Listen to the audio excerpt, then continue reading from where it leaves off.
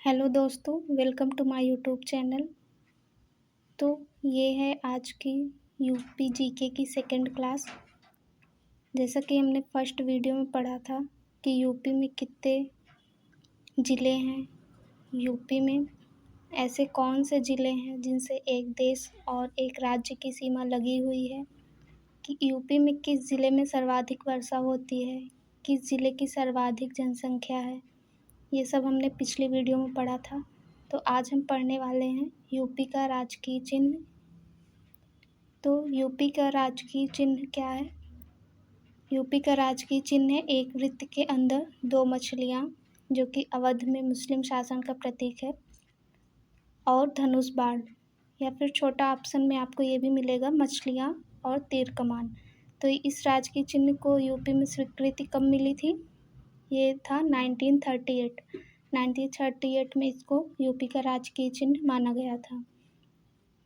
आगे देखते हैं यूपी का राजकीय पशु। यूपी का राजकीय पशु है बारहसिंघा, जिसका वैज्ञानिक नाम है रघुवंश डुआकुली, जो कि आपको याद रखना है। रघुवंश डुआकुली ये है वैज्ञानिक नाम बारहसिंघा का, जो कि आपको याद रखना है। यूपी का राजकीय पक्षी है सारस, जिसका वैज्ञानिक नाम है ग्रुस एंटिगोन। यूपी का राजकीय पुष्प पलाश या फिर टेसुक के नाम से भी कहीं कहीं जानते हैं। इसका वैज्ञानिक नाम है ब्यूटिया मोनोस्पर्मी। ये आपको वैज्ञानिक नाम याद रखना पड़ेगा, एग्जाम में पूछे जाते हैं। यूपी का राजकीय भाषा, यूपी की राजकीय भाषा की बात करें तो वो है दो। पहला है हिंदी। हिंदी को मिला था 1947 में। 1947 में हिंदी को मान्यता मिली थी, और फिर 1989 में उर्दू को मान्यता दी गई यूपी की राजकीय भाषा की। क्वेश्चन में ये पूछा जा सकता है कि यूपी की द्वितीय राजकीय भाषा क्या है, तो वह है उर्दू, जिसको मान्यता मिली 1989 में। मेजर ध्यानचंद जो खिलाड़ी थे, हॉकी के प्रमुख खिलाड़ी, उनका जन्म उत्तर प्रदेश में ही हुआ था। यूपी का राजकीय वृक्ष की बात करें तो वो है अशोक, जिसका वैज्ञानिक नाम है सरसा। ठीक है, आगे देखते हैं यूपी में कितनी सीटें हैं। तो यूपी में, भारत में अगर बात की जाए राज्यों में, तो यूपी में सर्वाधिक लोकसभा की सीटें हैं। यूपी राज्य में सर्वाधिक लोकसभा की सीटें हैं, वो है टोटल 80, और राज्यसभा में 31 सीटें हैं।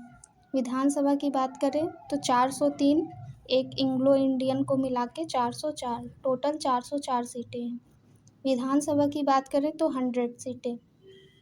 न्यायपालिका की बात करें तो वह इलाहाबाद उच्च न्यायालय यानी कि इलाहाबाद हाई कोर्ट, जिसकी खंडपीठ पड़ती है आपकी लखनऊ में। इलाहाबाद का नाम, इलाहाबाद पूछा जाता है कहीं कहीं पे कि इलाहाबाद का पहले क्या नाम था, तो इलाहाबाद का नाम पहले था इलाहाबास। इलाहाबाद, जिसको बोलते इला का आवास, पहले बोला जाता था इला का आवास, यानी कि ये जो था इला का आवास, ये चंद्रवंशी राजाओं का मुख्यालय था, चंद्रवंशी राजाओं का हेडक्वार्टर था, हुआ करता था। संख्या ग्रामीण इलाके में रहती है तो वह 77.70%। शहरी जनसंख्या कितनी है यूपी में, तो है 22%। यूपी में बात करें अगर राजमार्गों की, तो राजकीय राजमार्गों की दृष्टि से देश में प्रथम स्थान है यूपी का। यूपी में कितने मंडल है, तो यूपी में 18 मंडल हैं। यूपी में टोटल 18 मंडल हैं, और 18वां मंडल जो है वो है आपका अलीगढ़। और यूपी में ज़िले कितने हैं, 75, ये हम लोगों ने पिछले वीडियो में पढ़ा था। यूपी में कितने नगर निगम हैं, तो वह 17, और सबसे लास्ट में यानी कि 17 नगर निगम कौन सा है, तो वह है शाहजहाँपुर। कौन सा है, शाहजहाँपुर। तो ये था यूपी की कुछ राजकीय चिन्ह और यूपी की सीटें। अब हम आगे देखते हैं राजधानियों का सफ़र। ठीक है, कि यूपी में पहले राजधानियाँ क्या थी, अभी क्या हैं। 1858 तक जो राजधानी थी यूपी की वो थी आगरा। 1858 से 1921 तक जो थी राजधानी वो थी इलाहाबाद, यानी कि इला का आवास। और 1921 से अब तक लेकर जो है राजधानी यूपी की वो है आपकी लखनऊ। वर्तमान राजधानियों का सफ़र देखते हैं। विधायी प्रशासन राजधानी जो है वो है लखनऊ। न्यायिक राजधानी है प्रयागराज। प्रयागराज अब नाम हो गया इलाहाबाद का। तो प्रयागराज में पूछा जा सबसे पुराना विश्वविद्यालय कौन सा है, तो वो है इलाहाबाद विश्वविद्यालय। धार्मिक राजधानी की बात करें तो वह है वाराणसी। औद्योगिक एवं आर्थिक राजधानी की बात करें तो वो है कानपुर। कानपुर को और किस नाम से जानते हैं, तो ये